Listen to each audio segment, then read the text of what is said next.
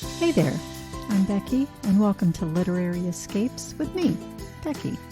Thanks for joining me today as we talk about all kinds of great bookish escapes. Today I have author Kerry Evelyn with me, so if you like sweet romance, you're definitely going to want to listen to this one. Dive right in. So, Kerry, thank you for joining me on the podcast today. I'm so excited to have you here. I'm happy to be back. I love your podcast. And I love Thank you. And I love chatting with you. You're always up to so much. So I'm excited to catch up with you. So how did you become an author? So I think most authors will say that they've been writing forever. They love to read. And that's definitely the case with me. And when I was really little, I just loved to write. When I was 3, I wrote notes to my Nana in heaven. I still have those. My mom saved them. Even though she told me she mailed them to heaven for me, she kept them, which was really cool. And I know my Nana saw them. Yeah. And then growing up, my grandfather refused any store gifts. Like, you could not buy him anything. You had to make him something. And, different projects at school. I remember one year I was in metal shop or woodworking or both. And I made him this lantern holder candelabra thing. But in high school, I'm so busy, I don't really have time for the hands-on projects. So I would write poems or do a little comic book or write a story. And him and my grandmother loved it, and they kept everything. And when my grandmother died, I remember going through my grandfather's drawer and finding everything. And I grabbed all of it. And I cleaned the pants out of my bottom drawer in my dresser, and I put all the stuff in there.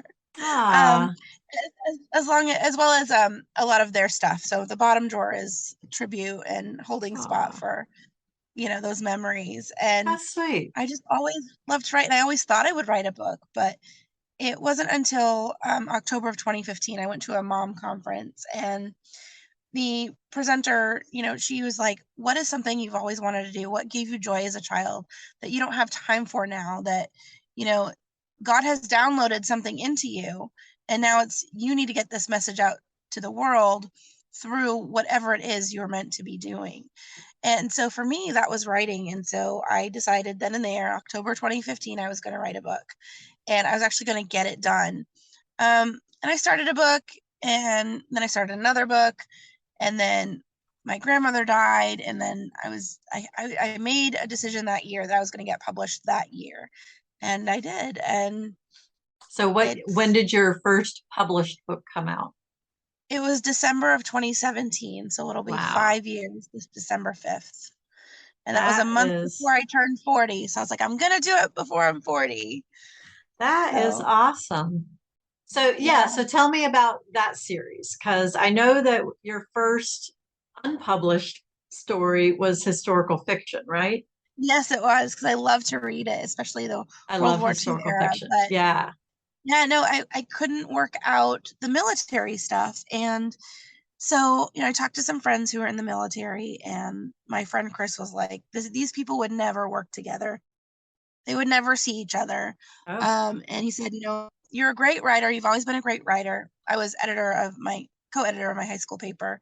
He said, I would love for you to write something that my wife could read, that could help her understand why it's easier for me to die for her over there than to live for her over here. And that just really hit me. Those were powerful. That's powerful. Yeah. And that's when these scenes just kept coming to me, and these conversations, and I had to put the World War II epic historical whatever out of the way, because I needed to download and write these scenes and conversations just to get them out of my head. And then when I was done, I was like, oh my God, this is almost a book. And so that's when I was like, okay, let's do this one first. And I never meant for it to be a series. It was just going to be a light, Harlequin-y type, fun read, right? And it didn't turn out to be that at all. Not at all. It did not turn out to be that at all. And it was so different from what I had tried to write.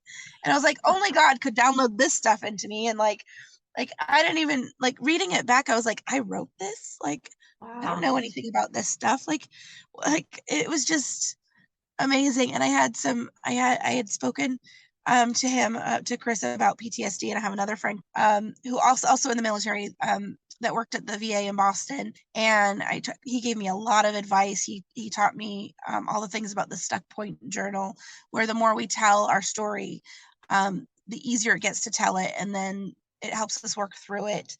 And then my dad's neighbor was in the military overseas, but then he became a contractor, and Okay. he's on several like lists, so I could never give his name.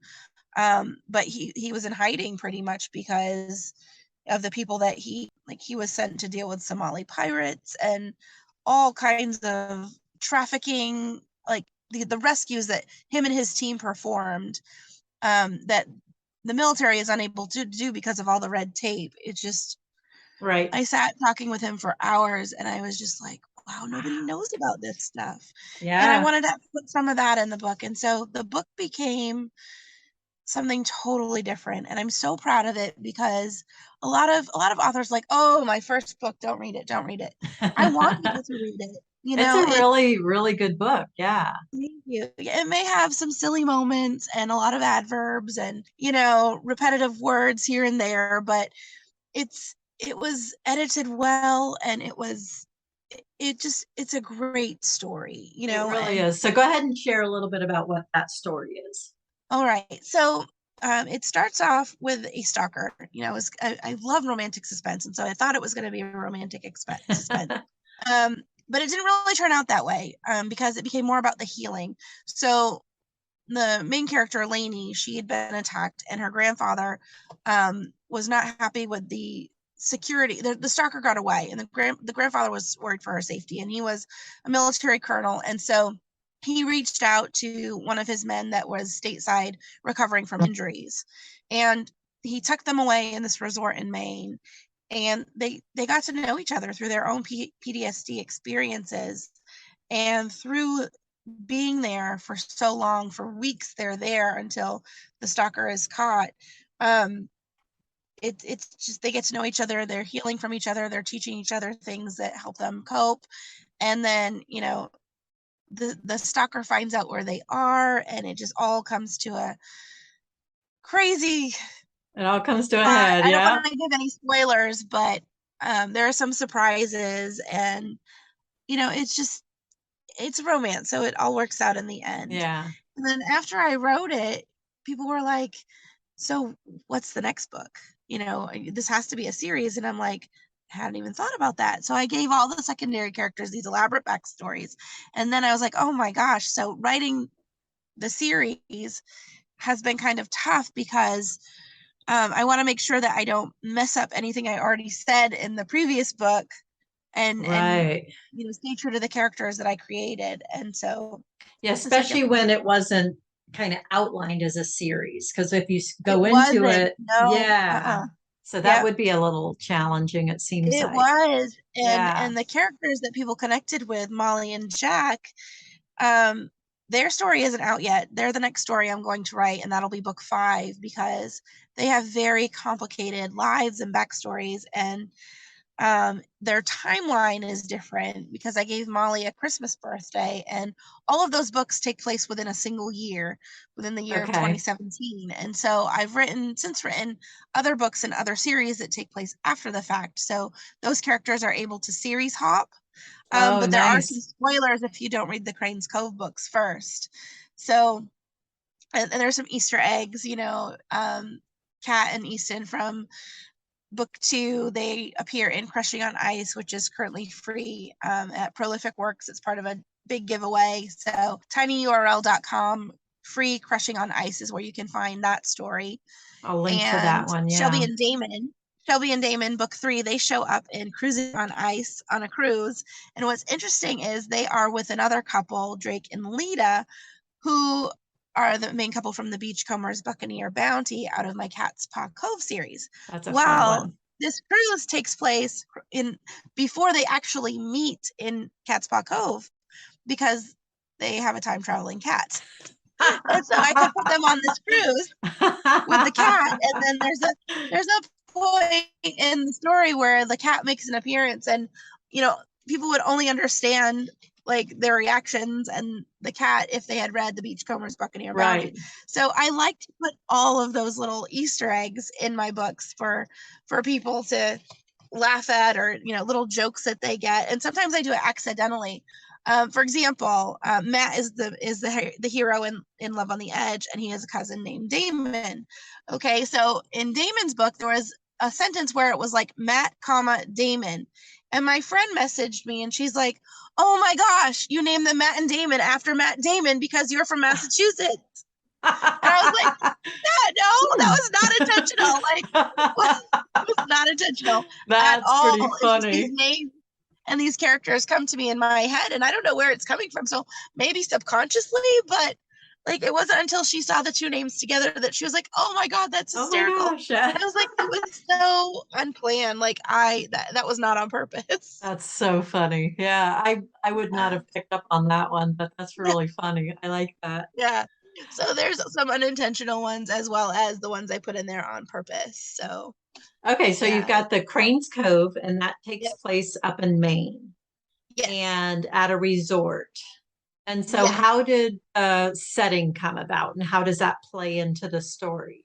Oh gosh, it's writing those books is like going home for me, because I come from a coastal area in Massachusetts, and we always took vacations up to New Hampshire and Maine, and I loved it up there when it's warm. In the winter, not so much, although they do have great tubing.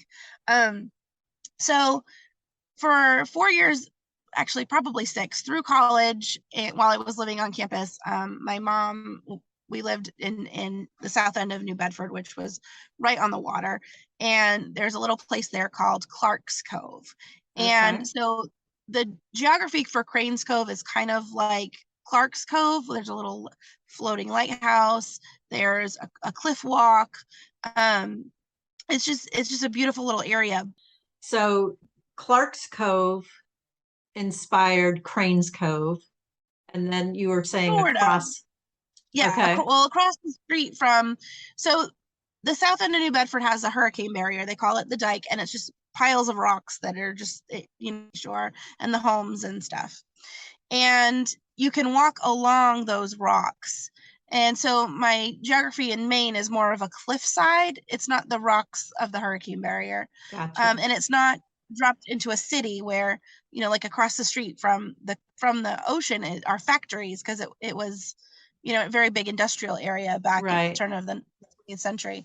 And so we had a 3-story house, and on the 3rd floor, my bedroom window had a perfect view of the cove, and it was just gorgeous. But I took that, and I took parts that I loved about Paden Aram. My hometown of Dartmouth has this little village called Paden Aram Village, and that's where, there's dockside ice cream, there's a penny candy shop, there's a gift, like it is like David Duchovny had a little, the X-Files guy, that's his name, right? Yeah. He had a house down there, and like it's for, there's some very wealthy people that live in that area, but the older homes, like my dad's cousin's house was right on Water Street, a few blocks up from the bridge. And so like it's just, there's walking distance to everywhere. Like it's just a cute little place.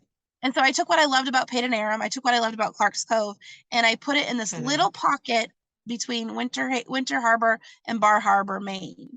Okay. And like right on by the Shudik Peninsula and Acadia, and all that. And so it's just a gorgeous, gorgeous area. And so when I write it, it feels like I'm home back in New England. I took all my favorite parts and just put it in Maine. And Maine itself is gorgeous, so there's a lot of Maine stuff there too, because the Bar Harbor area is very famous for so many things, and for good reason. Yeah, that's awesome. So yeah, I love that series, and I love leaving home and traveling and staying at inclusive resorts, and those are fun. Yeah, and it's a great way to trap characters together when you're at a resort or on a vacation. Like your proximity, you have to see each other. You can't just go home and avoid somebody. Well, and the people who work there are like always there, while the other characters might change. But yeah, you've got a core group that's going to be. Yeah, that's fun. There have been some guests who have fallen in love with the people who live and work there. So That's fun. I just love it. I love that series so much. So your next series, you did some writing with Catspaw Cove. Hmm. You did a few books set there, and that was in the east coast of Florida, a fictitious island on the Yes, east somewhere coast. between St. Augustine and Daytona. We don't know the exact geography because it's a mystery. It was a Yeah, world created by authors Catherine Keen and Winter Daniels, and we just all love cats and we love magic and the yeah, mystical. Like it's a paranormal, but it's light paranormal. It's not like we're not like fighting vampires and reapers to the death. We've got time traveling cats. We've got unicorns and mermaids and all those fun things. And so I took Matt and Lainey, the hero and heroine from book one in Crane's Cove, and my first Catspaw Cove book is their story 2.5 years later. yeah. And they are coming to Catspaw Cove, and they're staying at Moonmist Manor, another resort. This one was modeled after the Del Coronado in San Diego. Nice. And they're just they're having some issues with communication, and then there's a big storm, and this little cat takes Matt back in time to try to figure out where this miscommunication started, and it's just really I it's like just that really fun, story. and it's It's got a a fun fun one. ending. Yeah, Yeah. that's a fun one. Yeah, I love it too. And then I went a little crazy with the next two because, the pandemic was starting to hit, and I was just like, I'm just gonna like I always thought I would write children's books with like that were kind of like Narnia-ish, with magical creatures, and I haven't. So for Love Overrules the Lawyer, book two, I took Damon's sister Rachel and Okay. a childhood friend of theirs from Savannah, and they go to Catspaw Cove, and there's like this.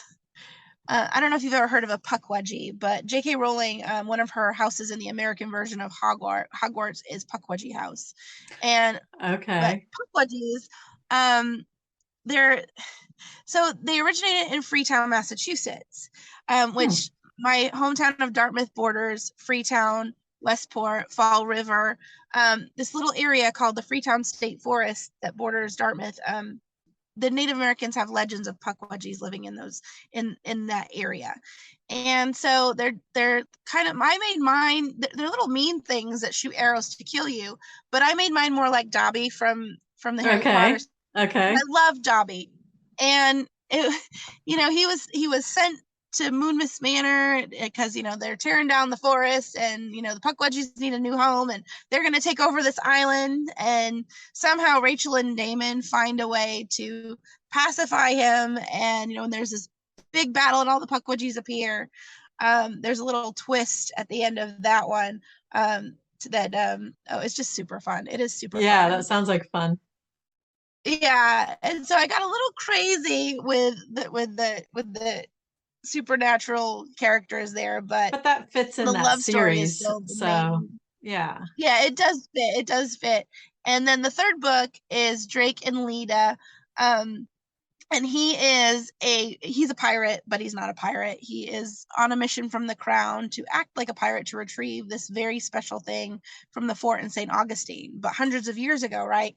And then somehow his ship comes forward in time, and he sees this woman in a heart barely clothed because she's at the beach. And she's the one who's gone back in time, but his ship appears like right outside the harbor of Catspaw Cove, and he rescues her, and she's like, I don't need rescuing, just where am I? Yeah, that's a fun She's in story. witness I like that protection, and one. she's had enough. And yeah, and so she goes back in time, and then they come forward in time, and I bring in a lot of the Cranes Cove characters because there's a wedding that takes place at the end of the book, and Okay. so a lot of favorite Cranes Cove characters are there. It was a fun one to write. I wrote that one completely from like March to June of 2020. Like it Oh, wow. was So that's the my very escape. I beginning would of, yeah. stay up after when everybody went to sleep. I would start writing around 11, and I'd write till 3 or 4 in the morning, and just because that was the only time the house was quiet. Yeah. And everyone was home all the time. All the So time. Yeah. yeah, and I got to do a trip to, well, I've been to St. Augustine several times, but I got to go to the fort and walk the layout so I could see like how this big rescue operation was going to happen. Right. And, I found maps, and I went to this museum in Sanford that could give me more information about the Native Americans that lived in the area at the time, and book after book of just historical stuff, and the language. I had to come up with names for people, and it was really fun researching that book. And Got a little bit of your I just, historical fiction going, huh? yes, yes, I loved it. I loved it. And that that's the best-selling book in that series, The Beachcombers Buccaneer That's a Bounty. fun Like one. Yeah. I have I sold out enjoyed of that one. paperback copies of that one. Yeah. That's And it's got a awesome. fun cover too. It's kind of like if the Outlander characters were were vector cartoons. That would be what Claire and Jamie would look like. That's fun. So he's even wearing the Mackenzie tartan. Like I picked Nice. that plaid for him for his skirt. My Oh, cover funny. designer was like, I could do that. So, and That's and funny. the gray cat is there. Yeah. Yeah, although the cat was modeled after my own cat, Dave, but I called him Davy in the story for, Oh, Davy's fun. Locker. Of course. Oh, that's funny. Yeah, super So fun. then the next series, or at least the one that is your current series, is Mhm. Palmer City Voltage. And it's Yes, a sweet hockey, which is funny because you don't yes, normally think about hockey and sweet romance in the same right. Yeah, book. no, there's like four of us that write hockey romances. Cami Checketts and Brittany Mulliner and Jean Oram, are the others. Oh, and Leah Brunner. So there's four others that I know that write sweet hockey romance, and the rest are all like super steamy. But I love hockey, and so going back to Love on the Edge, my first book, I needed Lainey, the main character, to have an ex-boyfriend because she needed a wound, right? So she didn't want to date someone who wasn't going to be there, who traveled, whose job moved them. And, Matt being a soldier, I mean, Right. they move all over the place. So I needed her to meet someone who was the opposite of what she wanted so that she could work through that. And so her ex-boyfriend was Alexei, and he had been playing for the team. In Orlando, we have the RDV Sportsplex, and the Solar Bears practice there, but it's like a one-stop shop for every sport you can imagine. Like this complex is huge. It's got doctor's office and PT and weight rooms, and the Orlando Oh, Magic used to practice there. And they've got swimming pools. Everything is at this complex. So I wow. modeled the Plex in Palmer City for the RDV Sportsplex. And so she started there working as a massage therapist, and then as she was getting her degree, and she became like a physical therapist. And so she had massage clients, and she would help with the massages of the hockey players there. And so Alexei was playing for that team, and that's how they met. Okay. And they were together for a while, but then he got traded. And okay, being a Bruins fan, and not and being, I don't know, the Colorado Avalanche used to be the Quebec Nordiques, and I Okay. love the Quebec Nordiques. My family is from Quebec, and I was just really mad when this place in Canada could not support an NHL team anymore. So they went to Colorado and I was became the out in Avalanche. Colorado when they came. Oh, And wow. so I Yeah. was pretty happy when the Colorado Avalanche came to Colorado. That No, was a I lot of was so fun. mad because they beat the Lightning. Lightning needed a third one. Anyway, so I needed Alexei to go far enough that they couldn't have a real long distance relationship successfully. So I banished him to Colorado, never knowing that this short story novella that I wrote. All right, so back up a little bit. So readers loved Alexei. They wanted his story. And so I got the opportunity to write it for an anthology. And so I wrote this. It wasn't even a novella. I call it a novelette because it takes 30 minutes to read. It's very Okay. short. But it was Alexei's story. And so that became my best-selling book. Like Oh, but it was 99 cents. And with Amazon, they charge a delivery fee, and they charge, you only get like 35 cents off a 99-cent book, right. and so I was placing ads on it, and the ads were absorbing all the income, and the whole like 30 whatever sense. Yeah. And so in talks with readers and friends who wrote different things, it's just suggested to build a series around that. And so I did. And it pains me because it's in Colorado, and this team, the Voltage, are they're the minor league team for the Denver team. And I'm just like, it is. For the longest time, I was calling them the not Avs because I didn't have a name for that team. I had my reader group vote on it, and they came up with the Edge. Love on the Edge was one of the options that I gave them, and they all thought that was great. So they became the Denver Edge, and then so I made Alexei's team the Voltage in tribute to the Tampa Bay Lightning, because they they're called the Volt. So the Voltage are the Volt. But also, when I was doing my research, I found out that like that area of Colorado Springs where they're based, there's like a lot of like electrical stuff there. So my friends who were living out there were like, there's electric. I forget exactly. I have it in my notebook, but it's been years. So Voltage was one of the options I gave to. I had a research and development group, and I was like, what do you think is the best name for this team? And I was going with, I had suggestions like the Perfect Storm, the Wildfire, and at the time there were fires in Colorado, and my friend was like, don't do that. And I was like, well, that's my daughter's cheer team, and she's like, we have some really bad fires right now. So I did end up using Perfect Storm for another team on the East Coast, and that's the team that Alexei played for, the Townsbury Perfect Storm. And I didn't note it in the original version of the story because it was just a short story. Like I didn't need to name teams or anything. Right. Nothing. So a lot of that has developed. I've made a lot of changes to the text of my books, which is one of the pros of being an indie author, is you can update your books whenever you want. Exactly. And I had to update all 4 of the other stories for Celebration on Ice, which is releasing today, because there were these little things that just didn't match up that I had decided in other books, and that while writing this book, I was like, no, I need to change that.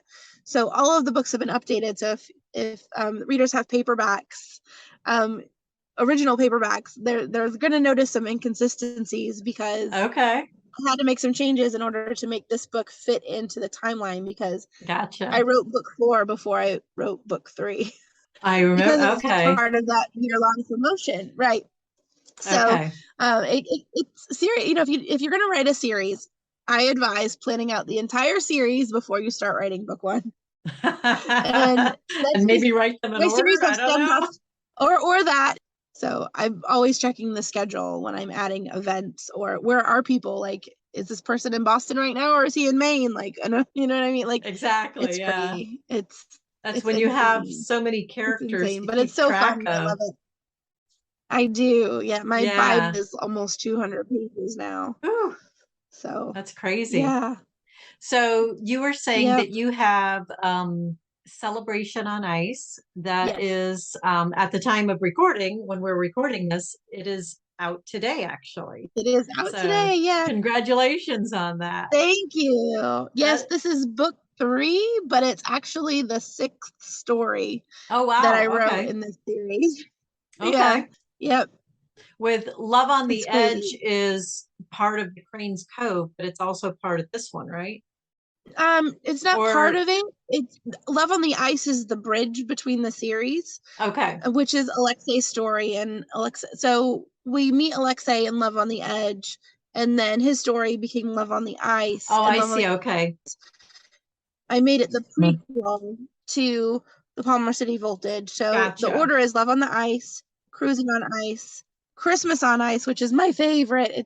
It's all the Hallmarky, tropey everything. Oh, fun. And then we have Melting the Ice, which is a novella that comes in between. So that's book 2.5, but that also has a bonus story, Sparks on the Ice. So actually, I guess this one is the 7th, but that's super short. It's like 5,000 words. It'd take 15 minutes to read. And then after 2.5, Melting the Ice, is Celebration on Ice, book 3. And then Crushing the Ice, the one that's in the promo, is book 4. And I will extend that before I publish it, because it's not quite as long as a book should be, but it we were limited word count for the promotion. It had to be under 40,000 words, and that's like half a Harlequin. So I'm going to extend that before I publish that.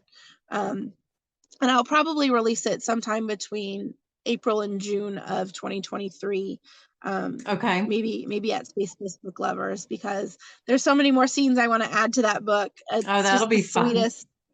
Also takes place at a resort in Colorado Springs. There's this amazing mountainside retreat, all-inclusive resort there. And so my friend Chelsea, she is writing a series based on that hotel, but she has made it, she's called it Hotel Love.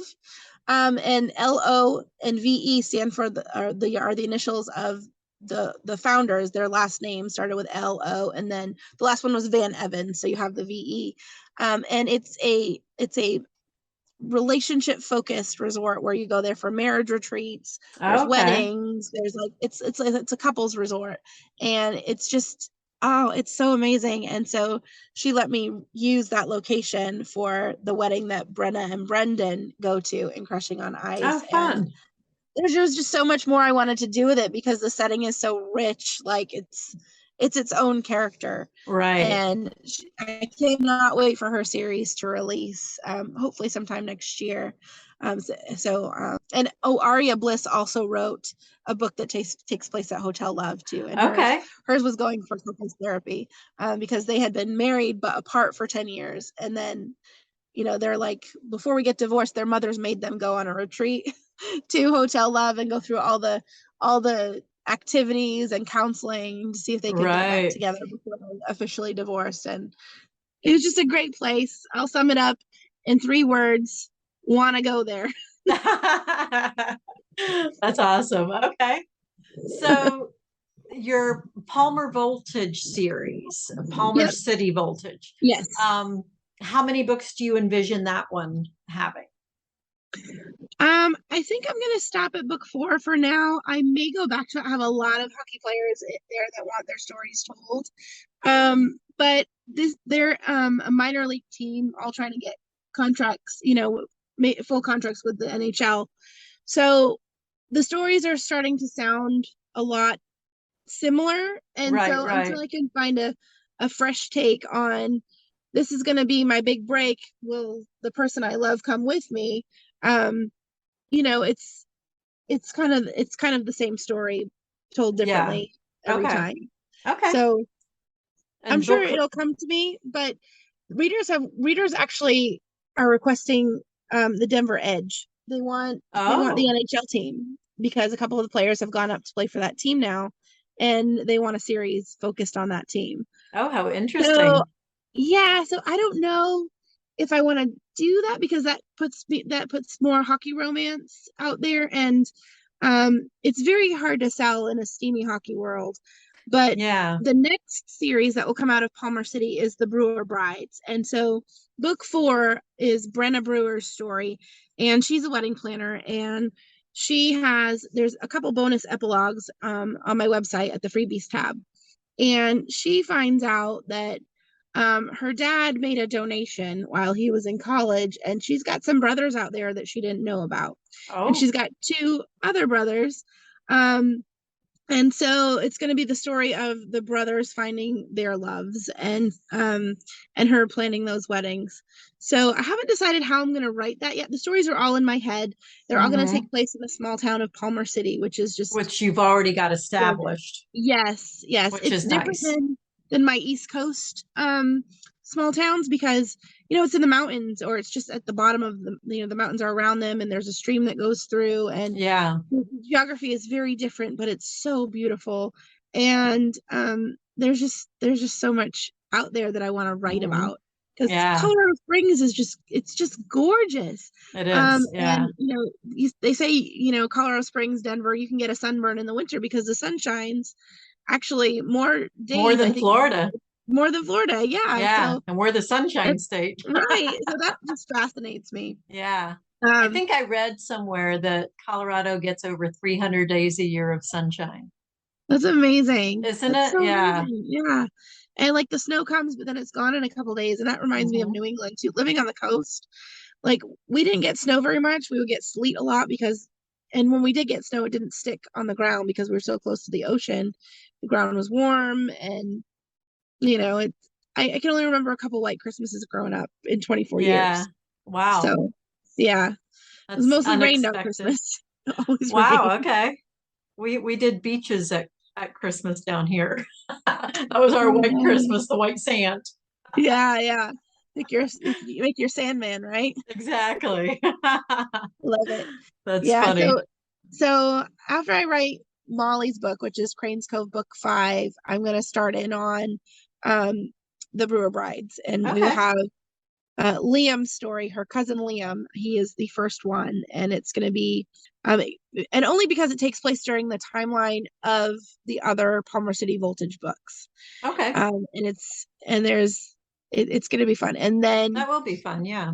so there's so many, there's a ton of books I can write in that series because she's got the 2 brothers, and she finds out she has 2 more brothers. She's got 3 cousins. So this Brewer Brides thing can last a long However time, but long I you don't want know it how I'm to. going to Yeah. write it. Yeah, if I'm going to write it, all from her point of view, or as a wedding planner, or with the different couples with their points of view. So Okay. I'm going to play around with that and ask my readers what they think, if they want, a single heroine story, or if they want the different couple stories. Right. So, Right. but That'll be I've fun got to it all. see what they want. Yeah. Yeah, yeah. So I'll be polling my VIPs and seeing, and then I'll write it how they want it because they're the ones that are going to read it. That's So exactly right. Yeah. yeah, That'll yeah. be I fun. Okay. value reader opinion highly. Like I go to them for a lot of decisions. When I can't make a decision, I'll go to them and say, Nice. "What do you think about this?" And a lot of times,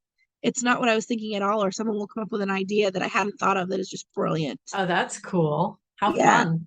I know, it's so fun. And everyone loves to contribute, right? Like I know when my favorite authors ask opinions, I love to give it. Exactly. Exactly. So On the and if off they chance take my that they, suggestion, yeah. yeah, I think Yep. that's a lot of fun. Yeah. Yeah. Very cool. So, Brewer Brides is coming up. That'll be fun. And it's all Yes. set in the Palmer City area, which also will be a lot of fun. Yes. Um, I'm looking at summer of 2023 for the first story nice. of that Okay. one. That's Yeah. awesome. And then, and when will the last of the Cranes Cove come out? So there's going to be 7 in that series, Okay, so and you're that's working on going to book be another 5. couple years. Yeah. Book 6, I'll probably do a couple Brewer Bride stories and then do book 6. Okay. Unless Jane, keeps banging on my head because she's like, I want mine next for like the last 3 books I've written, but the timeline doesn't work because her son has a health issue. And so she needs to be book 6 in the timeline because of his health issue. Okay. Um, and so but her story is, Jane is Shelby's sister, and Okay. she's a widow with a little boy, and yeah, She just needs a yeah, little time before you can write hers. Yeah. yeah, because certain things it has to take place after Christmas, and Right. so Molly's book has to be Christmas, and then the last book will be Macy, and Macy isn't related to anyone in Craig's Cove, but she's everybody's friend, and she's the lead singer for the Harbor Lights, which is the the country pop inspirational band. It's her and her 2 brothers, Okay. and she's got quite the story. A little Mousy Macy from Cranes Cove made it Oh big, and my. then she's back home for a reason nobody understands when she should be out touring. Um, so that'll be fun to write. Okay. And there's a character in the series who needs redeeming, and so that will be her, the one I match her up with. Fun. And nobody will see that. Well, you might see it coming because you can I throw things out, and in Love on the Fly, I made a few mentions, and Okay. readers are smart and savvy. They're They pretty can savvy. Yeah. I like see, that. but they're gonna be like, oh no, not that guy. But by the time it gets to be their book, they're gonna be like rooting for him because Aw. he's learned a lot and grown a lot since he was like stupid high school jock. Right, right. Well, that's fun. I like that. Yeah. Um, so you had mentioned a reader group. Where do you like to hang out with your readers? Where can people I find love you? my reader group. That is where I spend most of my time. And if you go to facebook.com/groups, it's Cranes Cove Crew, CranesCoveCrew, no apostrophe because you can't really put that in a link. And that's where I go. And we're almost 600. We're at 595 members right now, which Nice. is just amazing that many people want to hang out with me. That's awesome. And the reader engagement is close to 400 members. That's So amazing. there's Yeah. 400 of those 600 are active in the group, either liking posts, commenting, or that kind of thing. And they get everything first. They get stuff before my newsletter group. Right. They get stuff before Instagram and TikTok, and um, they're just first Nice. because I can get to know them there. And I've met a lot of them in person at different book conventions and That's a signings. lot of fun. Yeah. That's the best. That is the best. Getting to know these people who love to read what's in my head, like, and then That's, giving me so many hours of their lives. Like, yeah. I'm so grateful. When you pick up one of my books, it could be anywhere from 30 minutes to 8 hours of your time, and you're giving me your time, and you're paying to give me your time, and Yeah. That's it pretty just amazing. I love that. it is amazing. Well, And I'm so grateful for all of them. I'll link to your Facebook group and I'll link to your website so that people can join your email list also. Thank you. Because Yes, if they join my newsletter, they'll get the password to the freebies page, which is okay. so cool. So the freebies page has the bonus epilogues with the Brewer Brides. It's got Paisley's First Christmas, which is a bonus epilogue to Christmas at Moon Miss Manor, Okay. which is that first Catspaw Cove book. It's not in the book because the publishers decided that they wanted to keep that not in the book, and so I have it on my website. And then what else is there? Oh, there's word searches for each series. There Oh, is fun. a team roster for the Palmer City Voltage. Nice. There is there's a coloring page, a Christmas coloring page, and recipes. Mima's recipes are there. Right. From Cranes Cove. Yeah. Yes. And Awesome. and there's I think there's a bonus story from my Once Upon Academy story. Okay. I'm always adding to it. There's always, like, whenever I That's get a lot something, of good stuff. Yeah. yeah, yep, Awesome. something for every reader, every series. That's It's awesome. Yeah. fun. Exciting stuff. When I publish this podcast, Christmas on Ice is going to be free. And Yes, so where does Christmas on Ice, where is that in the order? it is book 2 in the Palmer City Voltage. Okay. So it's the third story after Love on the Ice and Cruising on Ice. But it's a standalone. They're all standalone, so you can read them, isolated. And what I love about Christmas on Ice is it's about a single mom with a 3.5-year-old girl who is super sassy. She runs the world. She reminds me so much of my daughter. And she steals the show.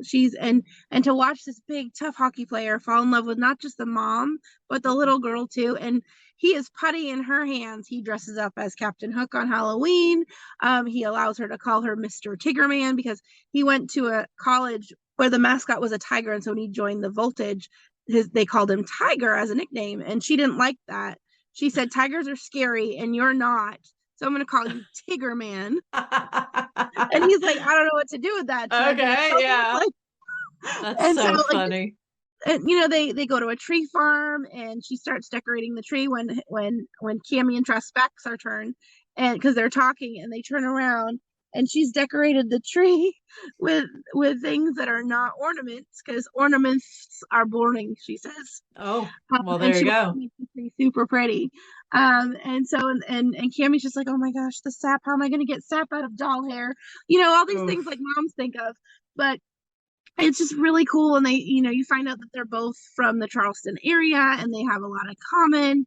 It's got all those Christmassy tropes from sleigh rides to like I said, the tree farm, decorating a tree, kids on Christmas, like all of these things. And it's I just love it so much. It would be like a perfect like Hallmark Christmas movie. It's just Awesome. That sounds like full of fun. all the things everybody loves about Christmas. So that is Christmas on Ice.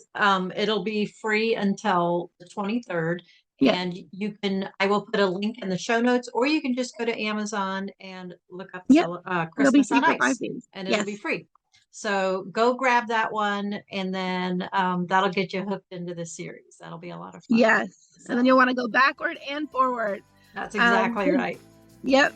And you've got books that you can do it on either side, so that works out nicely. Kerry, thank you for spending time with me today. Thanks so much for having me. Greatly appreciate it. So much fun. Thanks, Becky.